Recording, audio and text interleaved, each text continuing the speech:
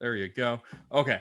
So with the center of gravity, let me make sure my presentation is up and active. Ooh, I have a whole title and everything. The center of gravity is very important for animators, and we're getting into an area where it's like, okay, cartoony, fun stuff. That is what we're trying to do. We're trying to express um, ourselves through a digital character and make it move and behave and do all sorts of fun stuff.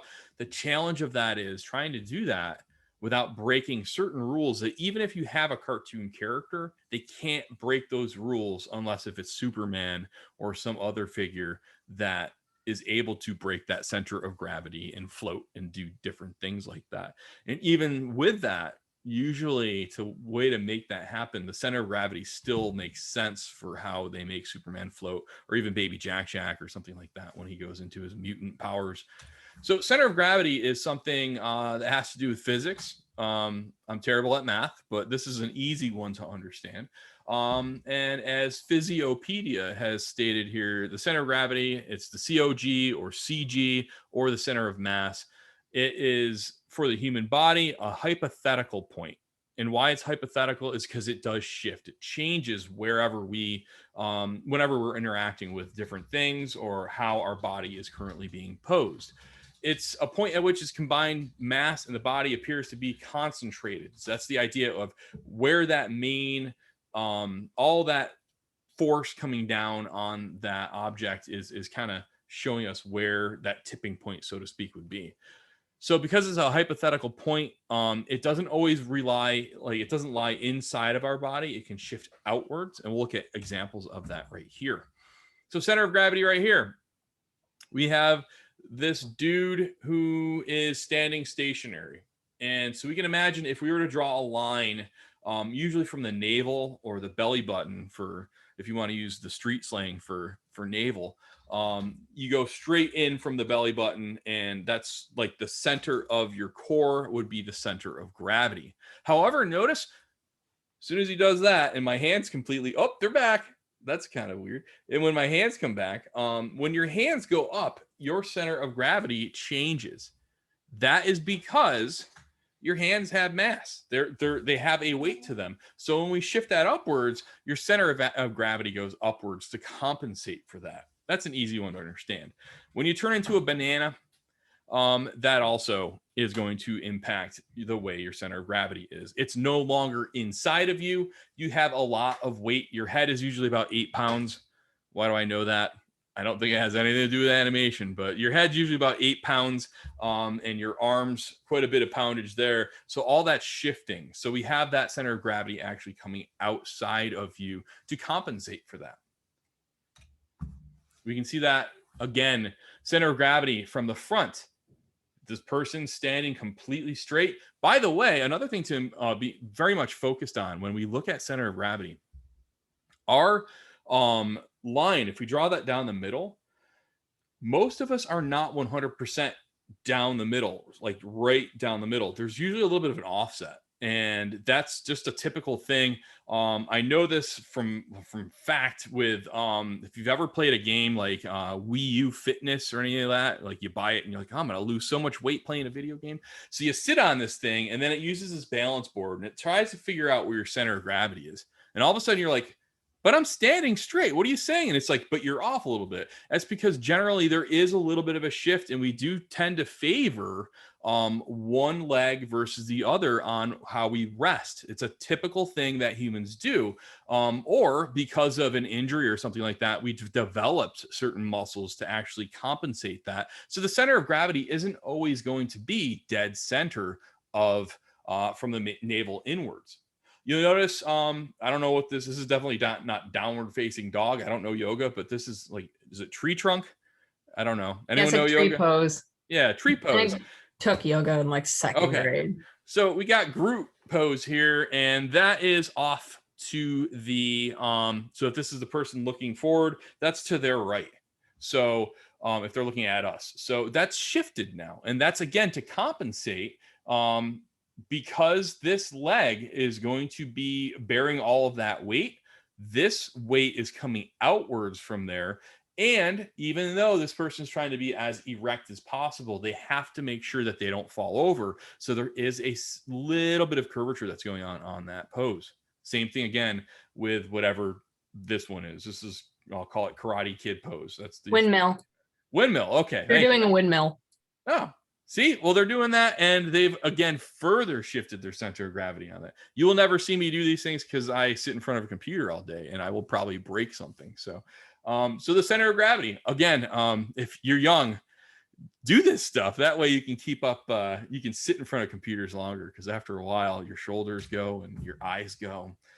I apologize for this graphic. These are from the interwebs, and this is like one of the grossest pictures I've ever seen in my life, both in quality and in the style of illustration. I don't know if this kid has like a pacifier or they just have really weird like leech mouth, but you can notice, at least with a good idea of this, where is their center of gravity. Things shift in center of gravity when we look at different characters. Babies have massive heads. That's why another issue for why they fall down all the time, their head is like, if you think about like a 16-pound baby or a toddler a 16-pound baby, my God, I feel sorry. But a 16-pound toddler walking around, like, that's a lot of weight on the top, and they're top heavy, and that causes them to fall down a lot. So you'll notice even because of how massive that head is, and the fact that their limbs, the arms and the legs, they're not exactly fully done growing yet. So they're a little bit more even, and because of that, that center of gravity is up higher. So, and imagine that's going to impact the way, you will animate that figure. Same thing with men who have unrealistic arms. So obviously this is like a stylized picture of a guy with an Elvis haircut and tank top. That's up quite a bit. And that is because they gave him like gorilla arms. And because of that, again, that weight is going to impact the way that center of gravity is on this character. A woman with large hips, same idea. So chonk penguins, this is real. This actually is science. So this proves center of gravity. Chonk penguins fall down more because of their shift in CG. And CG, not computer graphics, but their center of gravity. Because they're fatter, their center of gravity is off. And because their legs are still back here, it makes them fall. I found this out while learning about some extra stuff to tell you guys today, and it blew my mind. I didn't know it, but there's a whole article about fat penguins and how they're less successful because their bodies aren't meant to look that way. So if we think about the center of gravity in the sense of humans and in penguins, this is something that actually is a helpful infographic that came out back in the day about ways to walk on ice. And we talked about this a little bit in class. The idea of when we're walking in a normal way, we have our center of gravity up here, and we are putting our limbs out quite a bit to do a walk cycle. Or we don't call it walk cycles, we just call it walking in the real world. But when that occurs, we end up giving a little bit too much of a dependency on our leg to come out this far away from that center of gravity, which causes us to fall on ice. Penguins don't do that. Their bodies won't even let them walk like that.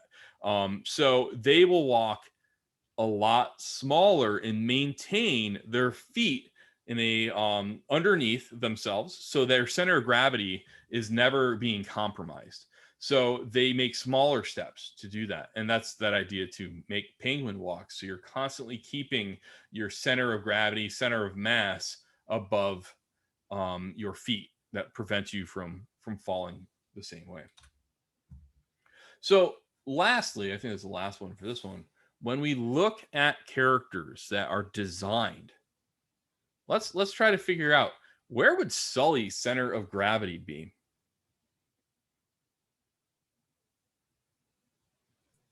On Wazowski's head. On his head right now, yes. So if he was standing, and I used a better picture, if he was standing on his own, so he would absolutely be shifting. That center of gravity would probably be right around here where that thumb is. But if he was standing on his own, what part would we see his center of gravity? Would it be higher or lower for him? Abdomen. Abdomen? Okay. So, what do we need to factor in for this character? He's got a big head, big arms, he's got Yeah. stubby feet, right? So, I would imagine it would be abdomen, but it would probably be higher up, right? So, if we were to think with Sully, his center of gravity is probably up higher. And I don't know where Sully's belly button is. And I'm actually proud that I don't. I think if I did, that would make everyone worried more. So for him, I can imagine center of gravity would be raised up because, again, he has to compensate, or he's not compensating, but his arms are so massive. His legs are small. Now, there is the fact that he has his tail too, which will impact center of gravity. As a matter of fact, cats, they have that tail to assist them with these movements. It can have that gives that extra oomph to it. But if we were to subtract that tail from this, and I would even say that the tail is a secondary, we wouldn't really worry about that. His center of gravity is going to be up here when we're animating the bipedal character. This guy's different. Where would Mike's center of gravity be? And does Mike even have, was Mike birthed? I don't want to again think about that. So maybe he doesn't have a belly button for reference, but where would his center of gravity be? Down, like, find his mouth and then kind of go back to the middle. So if we were to drill a hole like somewhere around there or a little Lower. yeah. So it would probably be, because if we look at this shape, it is a little bit bigger on the bottom than on the top.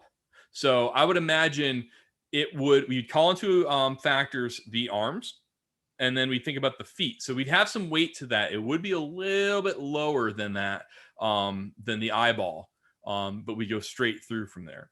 So why is this important as animators to think about the center of gravity for characters like this when it's like, okay, I could fake a walk cycle? Well, it's important to think about this because it's not just walk cycles. When Mike and Sully are interacting, at one point Mike is thrown, he gets turned into a basketball, all sorts of stuff happens. All of these things have to be thought about for when these animations are occurring. Is this guy looking like he's top heavy? Does he look like he's capable of carrying that weight when he is moving around on screen? It is super important to be thinking about that. And even another challenge here, Woody. Now, again, if we're thinking about this just solely on the an animated character, so if this was a character who was made of all the same materials, that's one thing. But if this was a character where back in the day, these were like ceramic or glass heads that they were made out of, and at some point they were turned into like plastic. So Woody's time period of when he was created, I think is like 1950s. So 1950s dolls, you would see a change from porcelain to rubber around then. That's going to cause, as an animator, you just start to figure out like, how's that going to impact if I were to pick this thing up? How does that hold in the hand? As a matter of fact, this guy, if I were to hold Skeletor up, oh man, I'm just gonna hold on. Let me get rid of my little creepy background. My whole background, by the way, is just a mess. So you're gonna see when I switch my computer over. That night I went to grading. It was like 10:30 at night after moving the whole desk. But hold on, let me fix this. You can see Skeletor better now. All right. Oh, good. I'm hiding the mess with my center of gravity. Okay. So Skeletor here. If I move Skeletor in my hand, like I know, like by his feet, he's going down. Like, and that's because the center of gravity clearly isn't here. If I grab him by the waist, he's still getting pushed downwards. So I know that it's not going to be the same. Keep trying to move my phone further and further. I have a friend who likes to play Valheim, and it's getting, I gotta call a support group or something.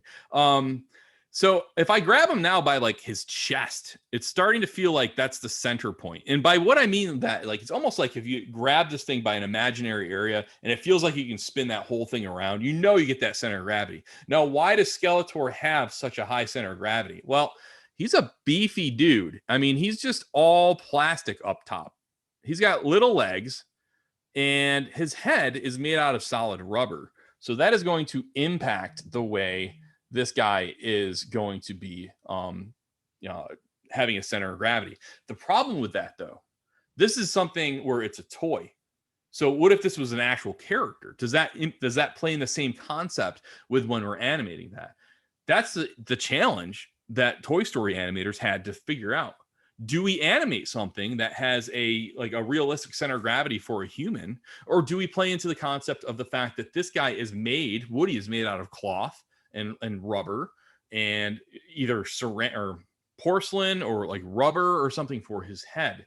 So this is a challenge to try and figure out where in the heck is Woody's center of gravity. If I put his center of gravity right there and try to move him around, like when Andy holds him, you see these when Andy plays around with Woody, his feet flail all over the place. So they're not exactly heavy objects. I would guess that his center of gravity is more like up towards here if this was the doll where Woody is being played with, because there's no weight to the rest of his body. Whereas when we are animating this character, and there's a famous scene when Woody comes out of like this cowboy saloon and he kind of like dusts himself off and he's like kind of shifting his weight, you can tell that there's a change to the way that they were animating that center of gravity. And it actually was more like around that belt buckle. So it depends. Is this toy Woody where Andy's moving him around, or is this the heavy duty one?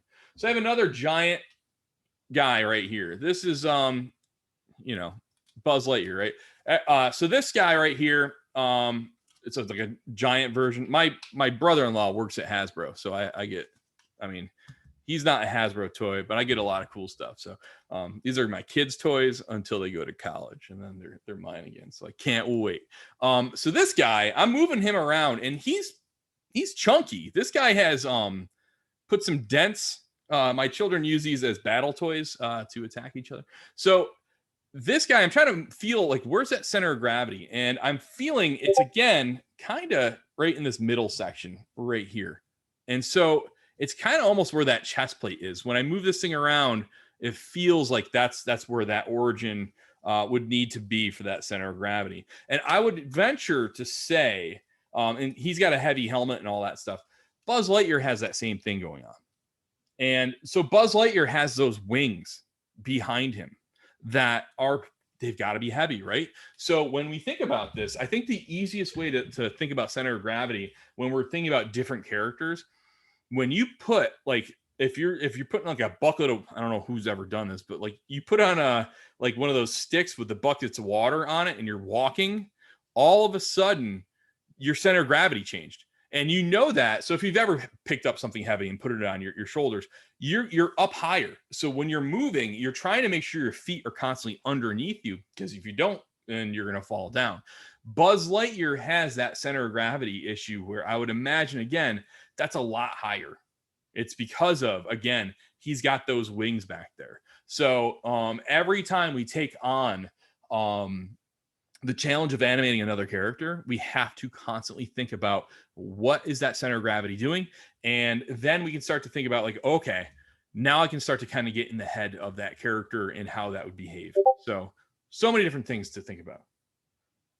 What is that sound? Do you guys know? Do you have Discord on? Discord. Yeah. Oh, I have Discord? Wow. Do I have Discord? It says you're online. How do you guys know I'm online? Wait. New audio voice. No, I don't want see. that.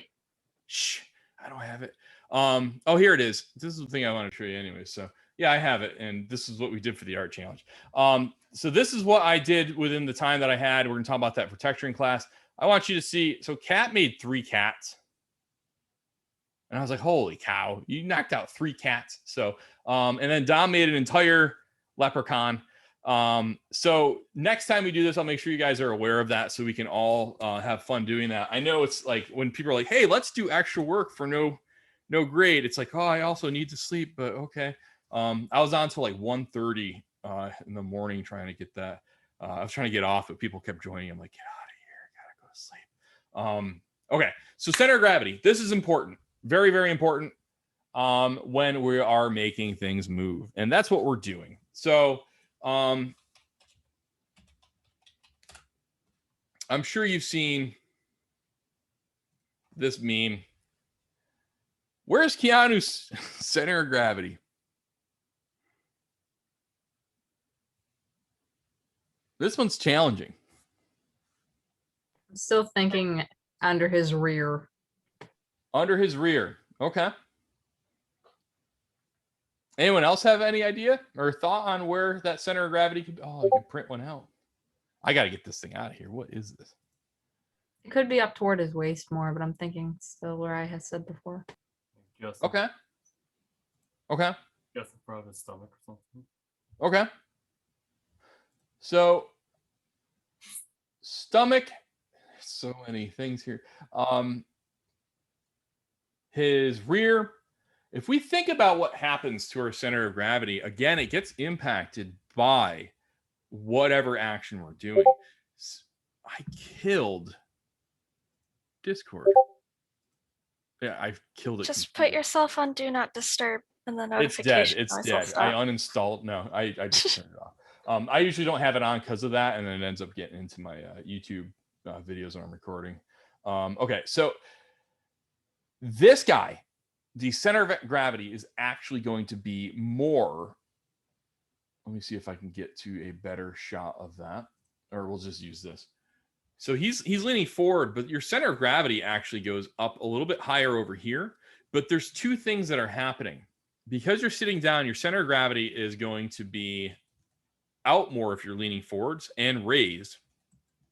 And because your legs are now and your butt is actually now a center, your grounding point. So that's the ground.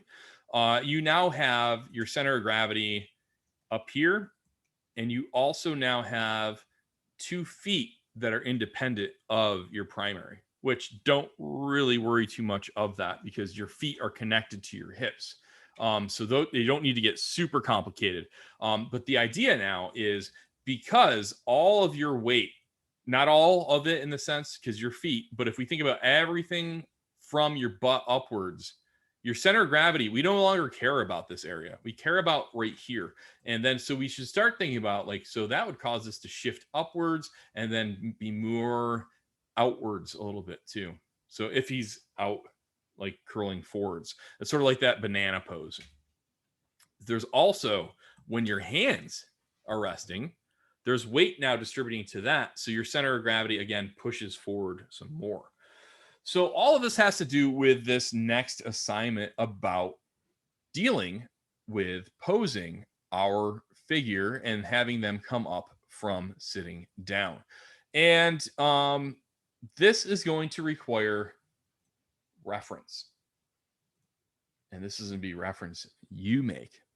So you don't have to be the actor for this. You can be the director and then have someone sit and then stand up. Now, I know this is super complicated, right? So you're going to have someone sitting down and then stand up. This sounds easy to get someone to do that. But Project Tips is all about how to deal with cattle. And that's what Hitchcock called actors. So what you have to think about when you're dealing with an actor is they're going to be nervous and they're going to do weird stuff on easy things. And I'm trying to get you guys into this this mode of thinking when you're acting or you're recording your own stuff. You're going to over exaggerate and do things really, really weird. So all of a sudden you're going to be like, oh, okay, let me just stand up. And you're like, oh, okay, and then you just overcomplicate like just this process of standing, and it gets really bad reference, and you can't use it because people are camera shy, and they're very aware of what they're doing, so they may overact that. So here's the best technique I can give you. What you do is have the camera set up. Don't tell them you're rolling yet, and just say, okay, let's just practice what we would do, and then just have them do it. Those are usually better. I'm not even kidding you. They're always better. The reason why is because the person, when they start to act, then they start to go in this weird mode, and they're not actors. They're, mom or your buddy, and you're like, okay, I just need to record you. Or you can't trick yourself. So I don't know. I can't help you with that part. But this is a great way to be able to get the stuff you need without having some really, really weird performance that happens, because it always happens. So, and it's for some reason, when people overact, their arms go out. And like, so all of a sudden they're like, they get very stiff when they act. And we don't want that. We just want a very easy observation of a thing that we do all of the time. Maybe make dinner for a friend or your parents, and then just film as they're about to sit at the table, and then like have the camera right there, and then like set off the fire alarm real quick. Be like, whoa, we got to get out of the house, and then just film that, and then there you go, you got your reference. So that'd be, yeah. Don't do that. I don't want to. Oh, my next grandma. Victim. Yeah. My grandmother twisted her ankle because you told me to do that. Thanks. Like, I didn't know you were gonna. Yeah. But there's some ways that we can get this reference. And again, this is something, as animators, we are also actors, and that's an important thing to realize, that we need to be able to get up, record ourselves doing things, and then use that reference video to create new content. Now, I do not care if we were in the labs. At this point, we would have looked at a DSLR that we have in the photo labs, and you would have all had your little tickets, and you'd be able to borrow a camera. Those cameras are cool, but you know what? Most people have, I put it all the way over here. One of these things, right? So you've probably got a phone that can record video, or you have I see your faces, right? So you can record video just with your laptop and just set it up, record. We don't need a masterpiece. We don't need lighting. I'm not like, oh, you also need to make sure you turn on Arnold and have 3-point lighting for your reference video. Like, you don't need to do anything complicated. We just want to see the main action of standing up. And I know this sounds like we're animating just standing up. Like, that sounds like not exactly something that's going to get me into Pixar. Well, actually, these are the things they look for: basic ideas. And obviously a demo reel is showing small stuff and then showing a whole story that you created, but being able to show character performances of mundane stuff, that's very important to be able to do. So what I want you to be thinking about when we do this project, you need to keep a very much a keen eye on where your center of gravity is, because right now when you're sitting, it's going to be up higher. And then as we shift that weight, that's going to transfer, right? I want you to have that feel as organic as possible. How you are sitting is going to be up to you. Don't do AC Slater sitting with the chair back in the front. You guys know, he would always sit like this. Don't overcomplicate this. I have to say this because like someone does it and it's like, what? Also, I'm not sure, that's not a human the way that is posed, but so yeah, don't do the sitting like this, because it's a whole other exercise to make that happen. You're going to find a lot of references of people sitting in chairs. And the problem with that also comes with, it just gets weird. He's way too serious for how he's dressed. I don't get it. That's the AC Slater. Also, you're wearing a dress, lady. Like, that's kind of weird. This isn't how you sit, right? So when we look up references, we automatically follow like this tunnel vision of like garbage that we can't use. So that's not, his face isn't even there. So that's why I recommend, what is going on? They're all weird. They're all weird pictures, right? And all I typed sitting in a wooden chair. So you would imagine this would be the easiest thing to find. I thought that was the guy who wrote all the music to Moana and Hamilton. It's not. But that's like the most normal picture of someone sitting down. So that's why shooting your own reference, it takes like 2 seconds to do. And you don't have like, I don't even know. I don't know. Look how short his pants are. Like, that's not. So, I mean, we're not even animating with pants right now, but there's something. So I don't know. This guy, the chair's too small. Who put him in that chair? So again, shoot reference. We all have chairs, I'm assuming, at home, and we'll shoot those. You can use an office chair. The big thing I would be aware of if you're going to animate yourself moving and getting out of your office chair, because an office chair has wheels, do it so the office chair isn't moving. You don't want it to roll. Another thing too is the office chair has hand rests usually. We don't want to use those for our reference either. So what we're going to use is the chair I provided, unless if for whatever reason you feel you have to invest all that time. But I knocked out a chair really quick just for us to use as reference. It's just your basic kitchen chair that you will animate with. So this will start with him in his T-pose or her in her T-pose. It will have the joints mirrored. So one is inversed on purpose, so it's easier to track that. The, again, two-sided lighting will immediately get rid of that. You want to change the color of the character, go ahead, but that's just a waste of time in my opinion. Just remember that it's under color and your incandescence that impacts that. So you can easily go ahead and, you know, St. Patrick's Day, so why not turn this into Shrek? So there we go. And hey, so he was Scottish. I'm sorry. That's for anyone that's Scottish. Jeez.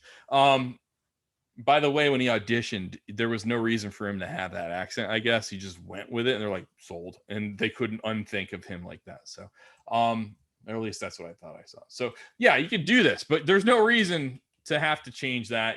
I would pick something, you know, like within flesh tone range.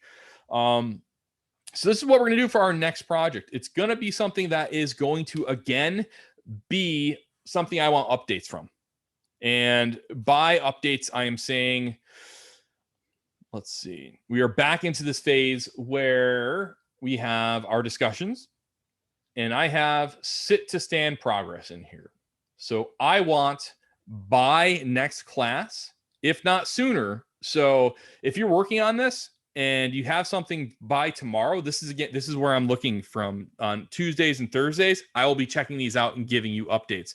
So by at least like Thursday or Tuesday before our class starts, post something in here so we can see that. Now, the best stuff to post are play blasts because we're in an animation course.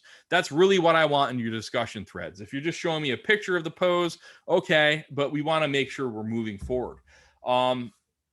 When you are animating this character, I want you to be thinking about animating this character. Right click, turn on enable snap key or enable stepped preview. The stepped preview will allow for you to just block out your main poses, and then we'll turn that off and clean that up to see those secondary poses that and the all that other fun stuff. How should we end and start this animation? With buffer. Yeah. Can we use any of the techniques we learned from the last video, the walking video? Like what kinds? Like that button, I cannot remember the heck what it's called, but the like it automatically puts keyframes. Yeah, auto keyframe, all that stuff. Yeah, every single thing builds upon itself. So feel free to elevate everything. I'm just saying for the next step, the stuff that I'm absolutely looking for is don't like, so the fingers, right? The fingers are like the last thing we need to worry about for exact positioning. I like to have like, you know, right now I made this pose for our image for the project. This is the first time we've had this project for this class. So this is our, you know, first time experimenting with this. So I always like to have an image in there. But I wouldn't worry so much about exact placement of the digits yet before the body is blocked out. And again, the easier way to help out with that is to make sure enabled step preview is on so you can just see each pose that happens and where that goes. Oh no, Maya stop working. Okay, people are still moving on the screen, so it's just Maya that puttered out. The other thing I want you to be aware of, I want you absolutely to give me a bit of pause before and a bit of pause after the main action has occurred. I can't say this enough. Give me that it's like what, a second to 2 seconds maybe of, you know, the character sitting down. So if like it starts, character sitting down and then they stand up and then they're there and then it ends. Don't have it so it's like stand up, gone. You know, you don't want it to just show that action. You want to have that breather in there, so it has that that buffer that gives us just that little bit of polish that we really need to, you know, to be able to process what we had just seen.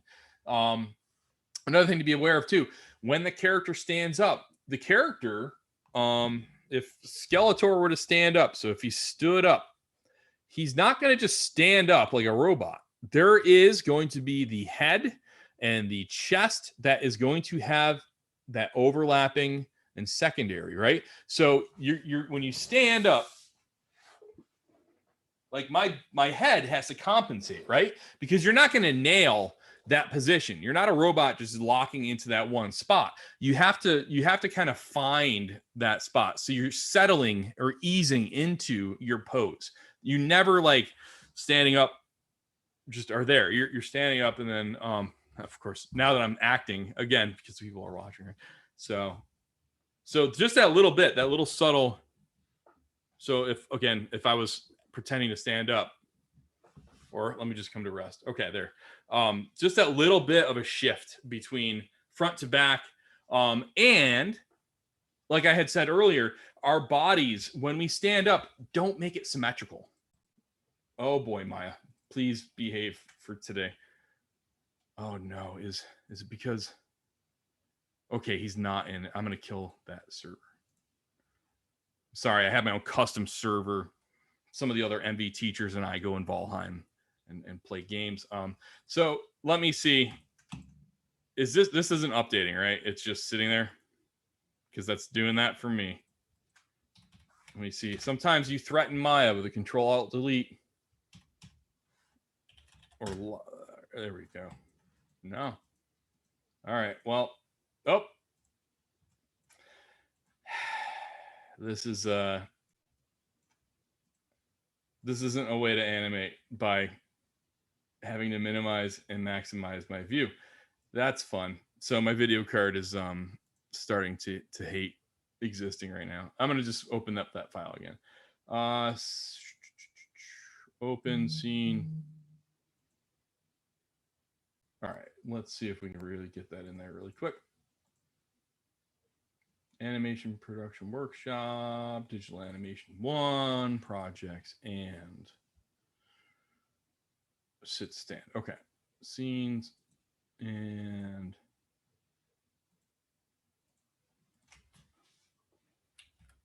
come on. All right.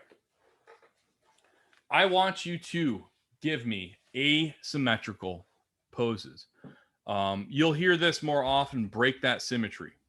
And what that means, this guy, this is kind of boring. It could be a lot more exciting if he didn't have, like, he's rigid, right? He has very little amount of posing on here. Symmetrical pose. There's not a lot we can do for him because his entire lower half is one piece of molded plastic. But right away, if I were to change like just his head or something, and you know, like just I can change something on here just to break this pose a little bit. That's going to, so I've given him a torso twist and I've given a head twist. This is no longer as static feeling.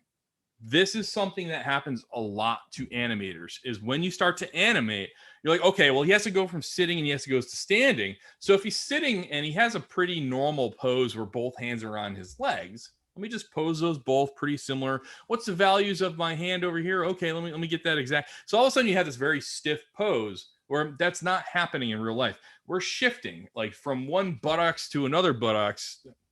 Like one of those is getting most of the weight. If we have like one leg up, that's happening too. You could do that, by the way, if you wanted to animate this with like your one leg over the other, and then put that down and then stand up. Just give yourself more challenge if you feel like that's something you want to do.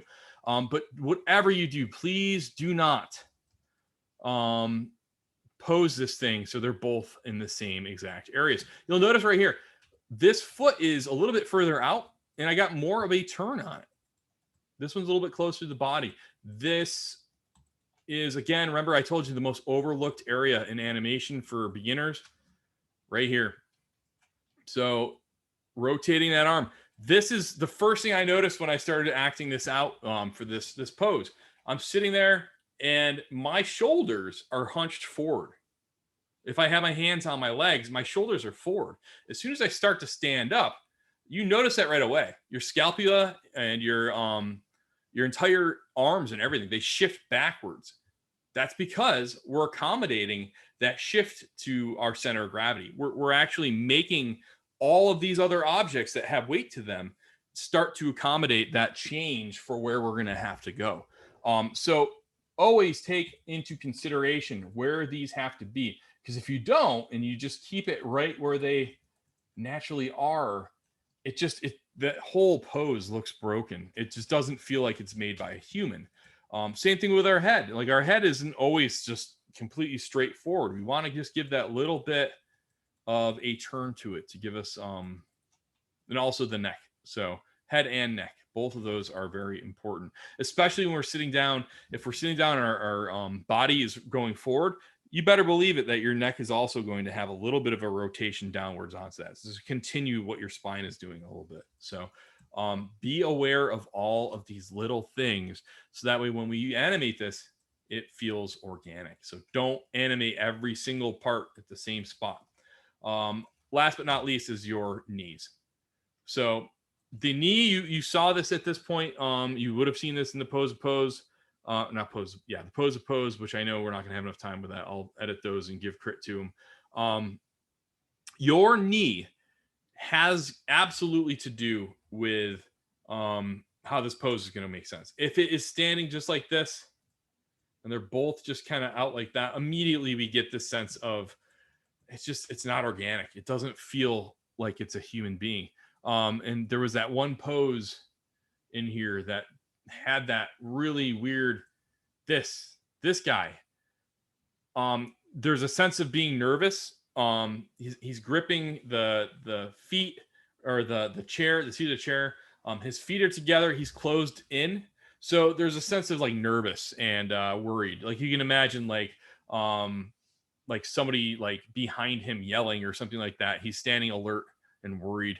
So you don't want to have that very, very tight sense of that pose. But obviously don't give me this either. If I find if somebody changes a chair into a stool, I'll be mad. So don't like swap out my geometries in there. Inside of here, you have set and you have character. You don't need to light this. You don't need to do anything besides the play blast of this. Again, I want this character to stand up. So if he's like that and I go up,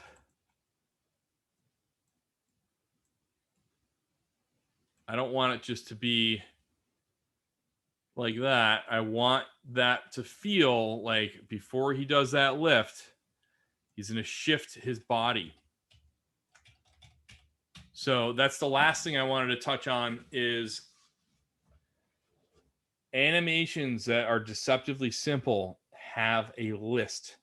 It's a sequence of things that start and they follow and then they end. When we stand up, the first thing that happens is our upper torso makes that move, and then our legs do.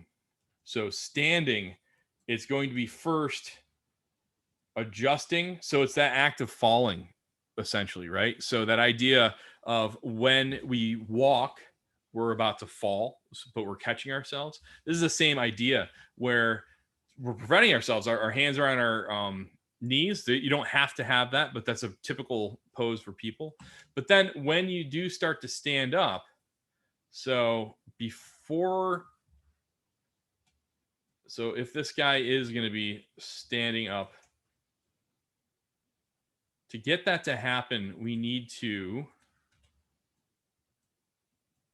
have that compensation, which I'm not going to be able to knock out that whole thing while I'm saying that. But there is that head, which is going to lead your arms and your butt. And then finally, the last bits that would be changing would be your legs. And what I mean there is your legs are going to catch themselves, or at least figure out what that new pose needs to be. So we need to figure out, okay, are your legs going to be the same spot? Probably not. You're going to have a little bit of just that little bit of a shift. So you will have that shift probably, and then your weight will go towards whatever that one. And obviously there's a lot more steps to that, but you don't want to just have, okay, he's standing up and it looks like he's falling over. Be aware of all that stuff. So, who has questions on how we're going to be doing this or anything about anything at all? So we can edit the first starting pose sitting in the chair, but just don't do, you know, the guy sitting in the stool with the ugly outfit. So you have this guy and he's in T pose standing. Put him or her or whatever, however you want that to be. Don't obviously don't put him facing the opposite direction. But have him sitting down in however, you know, like if there's a subtle different change and how you see that, fine. So, and again, if you, I'm assuming most people have a chair like this in their house, right? Okay. If you don't, email me. I'll call IKEA. But everyone probably has something like this, because I don't want the arms for your office chairs. That's such a challenge to try and get around that, because you're going to have a whole different animation. And if you're shooting reference to that and you're leaning on that, or your chair slides back, I just don't want to see something like that. So yes, this is going to be like, keep it simple. The whole idea too, this is digital animation 1. What I'm trying to get back with this, and that's also why we have these sequences before this class was taught this semester. Like, so this is my 3rd year teaching digital animation 1. The students didn't have any feedback. They just submitted their work and then that was it. And that freaks me out. So we're trying to make sure that you guys get iterative feedback before it's done, because there's no animation's not done that way. So make sure you aim for Tuesday by 8 p.m. To get that stuff. I always recommend, so the way I would do this is like treat these classes so we have our hour long, and then if you don't have anything else, just start working on this, upload, get that stuff in there. And as I said, I'm guaranteeing now, like, I have these times carved out for me to give you those critiques. And hopefully you saw the first one where it's recorded stuff for the critique, and that's how we'll be getting these is the video feedbacks. So that's hopefully more helpful. And again, if you see those things and you're like, what are you talking about? Email me. I'm more than happy to, we can either meet up or I can try to figure out what I was trying to say when I recorded that video for you. So, all right, everybody. I will see you in a little bit. If there's no other questions, start working on this. And I'm excited because we're getting more into, you know, I think it's more fun to work with like a biped. I think there's, you know, the box and the tail, those are fun. But when we start to get to this is the stuff, like, for most of the stuff you'll be doing in video games or in animations, you're usually working with bipeds. I think it's a smart thing to say. Yeah, let's see where we can get with that. So, all right, I will see you at 4:30, and we'll be talking about getting that plant finished up. So, bye. I'll see you in a little bit.